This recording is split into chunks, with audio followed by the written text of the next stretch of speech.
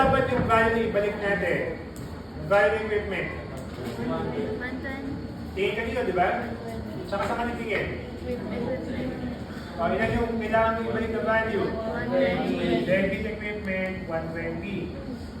Okay tayo. Next. Dito, 80 at saka yung 100. Loss. So kung loss yan, tatanggalin mo. Credit po loss. Cash proceeds minus mobile. Cash proceeds. Hindi ko. Okay, debit loss. Ginagawa na tayo yung loss. Kabalik na lang tatanggalin mo eh.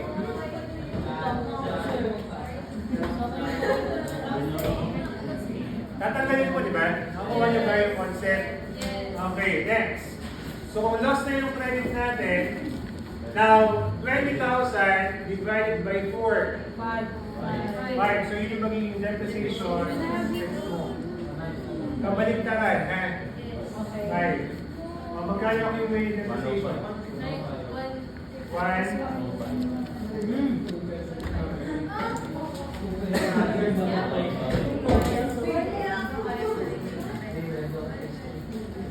Okay, paliwanag natin yung concept na yan. Okay ko to, ha?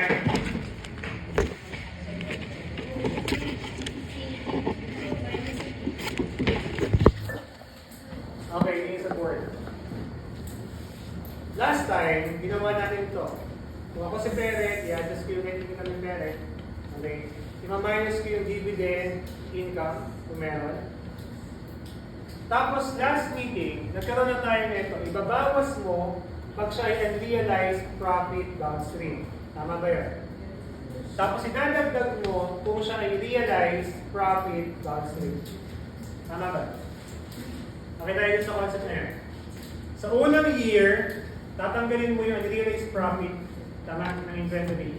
Pagdating mo na second year, saka mo siya idadagdag. Makuha yan. Now this time, tingnan mo ngayon itong problem na to. Ito ay depreciable asset.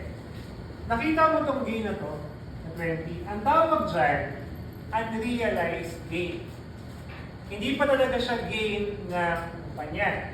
So therefore, dito, ang ginagawa natin pag unrealized, ang ginagawa natin, tinatanggal. Kaya kung papansin mo dito, ang gain ay income. Pag tinanggal mo ang gain, nababawasan yung value ng net income. Tama ba yan? So that's why, ito ay unrealized gain downstream, binabawas yan. So kung meron kang binawas, meron kang idadagdag. Makakasunod ba? Ang tawag ko doon, realized gain downstream. Nasaan yung realized gain? At yung gain dito.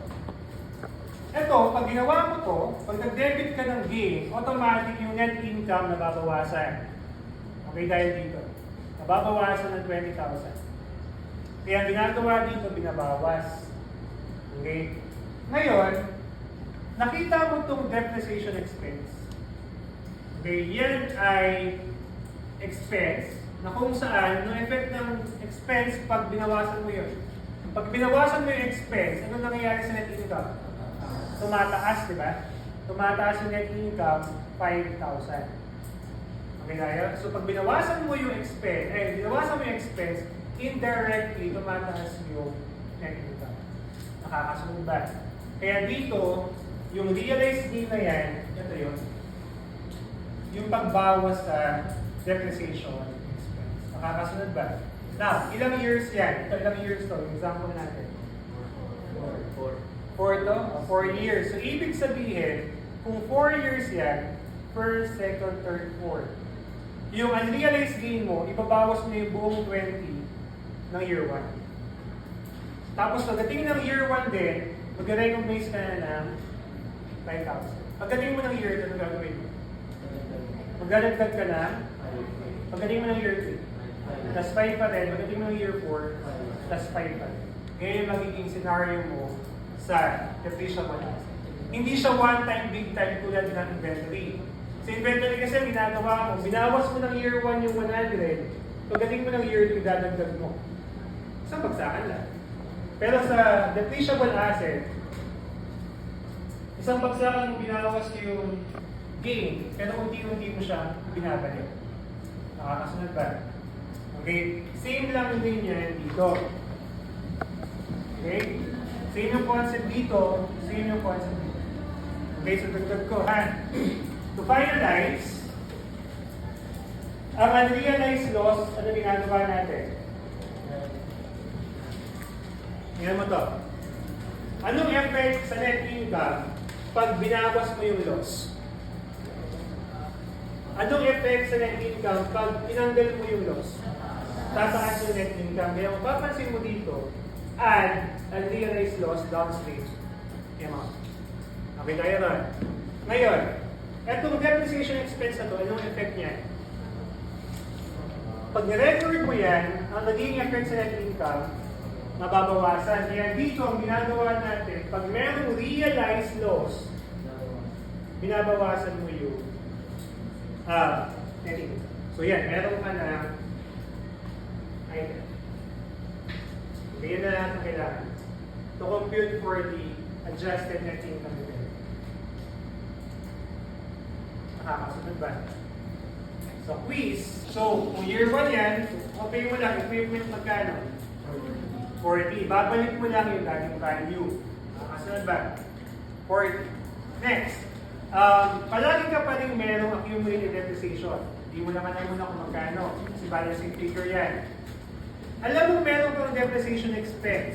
Bakit? Kasi naalala mo yung 5,000 ito na sulat ko. Diba for 4 years, nag-record ka. So ito yung pang second year. 5,000. Okay? Ngayon, mag-record ka ng retained earnings kasi siya ay downstream. Nakakasunod ba? Magkano yung retained earnings? Tingnan mo to. Noong year 1 ko, magkano yung gain? Magkano yung depreciation expense? So, kuha mo yung net. 20 minus 15. 15. So, record ka, 15. Magkano balancing figure? 55 minus 5. Okay, yan yung year 2. Okay, babalik mo yung value equipment, 40. Itong recognition na to, the earnings 15.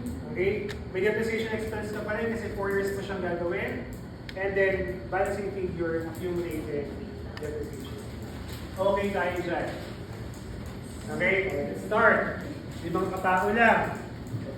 Okay, plus 2 lang sa 5. Yung first 5. Ito. Pakigawa yung gawin kong plus 4. Sige, plus 3. Paano na ako? Dalawa, ha? Ano yung entry mo dito sa year 2? Ano yung entry mo sa year 2? Depreciation expense ng year 1. Ilan? 28. Sa record ka RE, 28. Nakakasunod ba? Tapos mag-record ka pa rin ng depreciation expense. Ilan? Balancing figure, 86. Okay, next tayo sa letter B. Okay, same pa rin. Recognize my equipment, 120. Magkano yung net? 15. So, credit RE, 15. Tapos, mag-record ka pa rin ng depreciation expense, 5. And then, 110. so, okay, so check natin.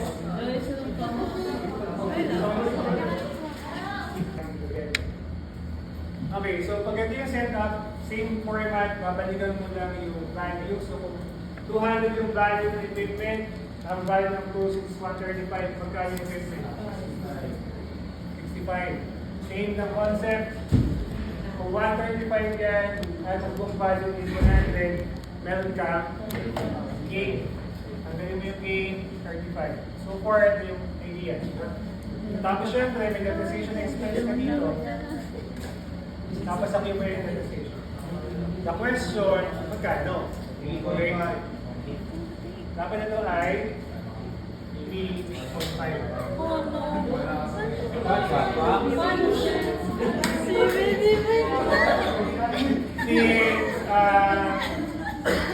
Since ang full yung kanina, yung binuha ko dito kanina, 7,000, di ba? Times 6 divided by 12. Kasi from July 1, December, okay tayo.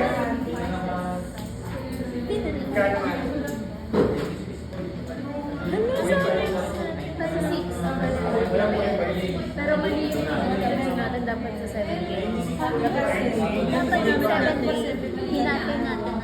Kasi di ba nga, 6 months lang. 7 Okay, next. Year 2. O, same lang. Copyhin mo lang yung Dapat 7. statement, same concept. Ano daw? 7. 6. Ano? 65. Tapos guys, kukuha niyo po yung difference nito. A at saka ilan yan? Dapat 7. So, RE, Okay lang yan, guys. Okay lang yan. 31.5. Okay. Wala naman. Tapos, mag-record ka ng depreciation expense pa rin, tama? Tapos, accumulated depreciation. Ilan yung depreciation? 7. Tapos, ito ilan to? Sir, letter D pa nga.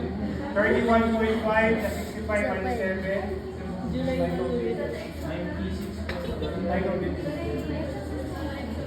Ilan yan? 31.5 na 65 minus 7. Ayan, sino tama? Okay, ang value ng land kay parent ay 50,000. Binenta niya kay subsidiary ng 75. Okay, ngayon, ang tanong po, ano yung elimination entry sa year 1? Okay. At saka year 2. Yun lang muna. Okay, muna dyan. Ano yung elimination entry mo ng year 1, saka yung divide, land, year 4, hindi pa rin binenta. Assist lang, paulit-ulit lang tayo. Ngayon, what if binenta? Wait. Binenta sa third party sa halagang 100,000.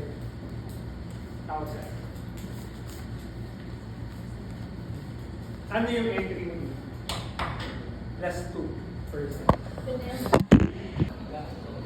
Ito utang. Bilis lang to guys. Tatanggalin mo lang yung income at expense. Okay, bawal ka sa mag-check.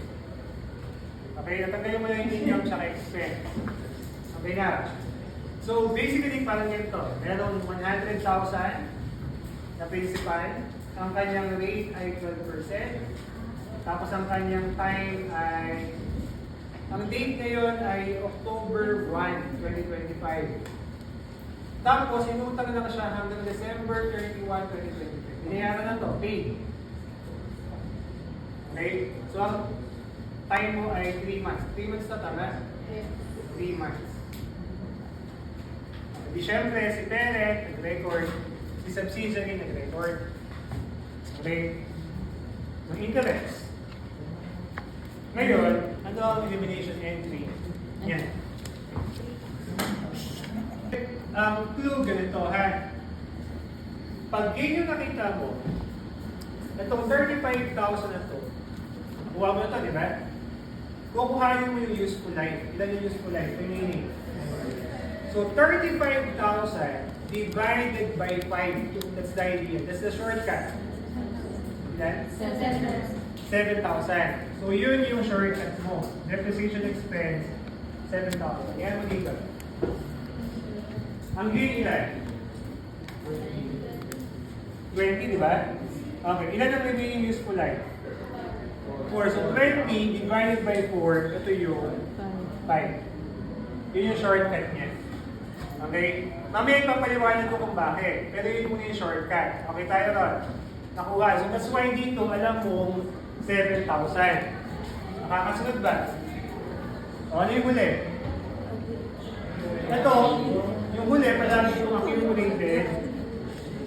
O, ilan ito yung difference? 93. So, yun yung entry. Okay tayo. So, tingnan natin gusto may plus.